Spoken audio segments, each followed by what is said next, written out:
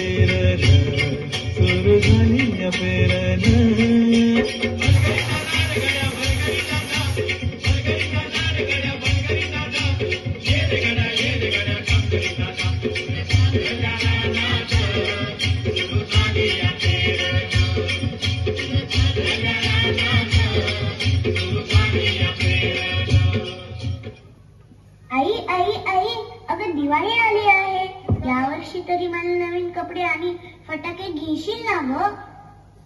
होय ग बाळा, यावर्षी आपलं पीक लई जोरात आलं आहे. यावर्षी तुला मस्त कापड घेऊ बरं का.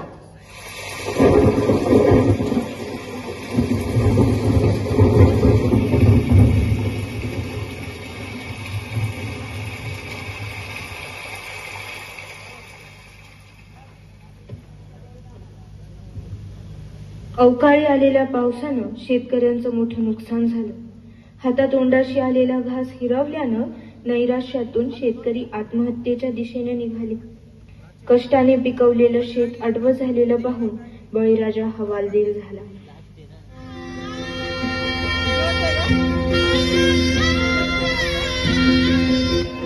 होणार होताला जाणारा जाताला मागे तू फिरू नको. उगाच सांडून खऱ्याची संगत खोट्याची ठरू नको. येईल दिवस तुझाही मानसा जिगर सोडू नको. तुझ्या हाती आहे डाव सारा निसर्ग जल काळजी रे. देवा काळजी रे माझा देवा काळजी रे. देवा काळजी रे माझा देवा काळजी रे.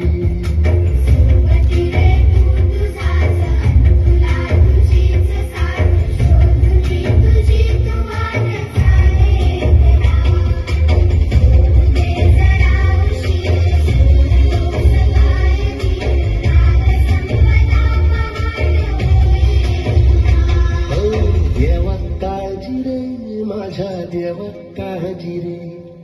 देवा काळजी रे माझ्या देवा काळजी रे. Breaking news. आताच हाती आलेल्या बातमीनुसार शिरूर तालुक्यात बिबट्याच्या हल्ल्यामध्ये चिमुकल्याचा मृत्यू झालेला आहे.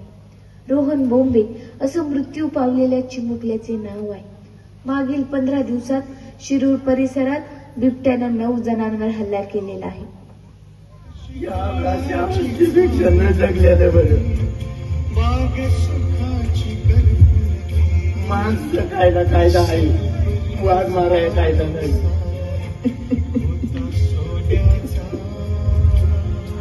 मग त्याच्यापेक्षा आम्हाला केंद्रात घ्यावं विनंती कर.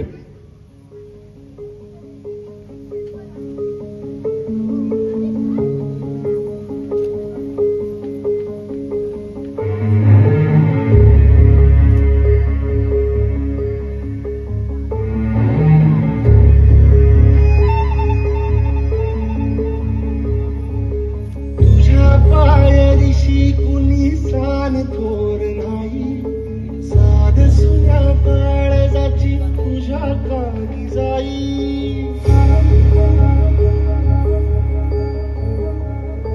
हे तरी देवा सरनायो भोग कशा पायी, हरवानी वाट दिशा अंधारल्या घाई. वाळून उधळतो जीव माय बापा, मन वायुरी पेटला. खेळ मांडला, खेळ मांडला, खेळ मांडला, खेळ मांडला. सांडली गाडीत भात घेतला बसा तुझा, तूच वाट दाखीव गा. खेळ मांडला, गावी देवा बैल पार पाठीशी तुरा उभा, तो तुझ्याच उंबरात खेळ मांडला. देवा, अरे किती कठोर परीक्षा घेतोयस. यांना झुंजायला बळ दे, हातात शक्ती दे. नव्याने सुरुवात करून या धरतीतून परत सोनं उगवेल, तेव्हाच हे स्वतःला बळीराजा म्हणवतील.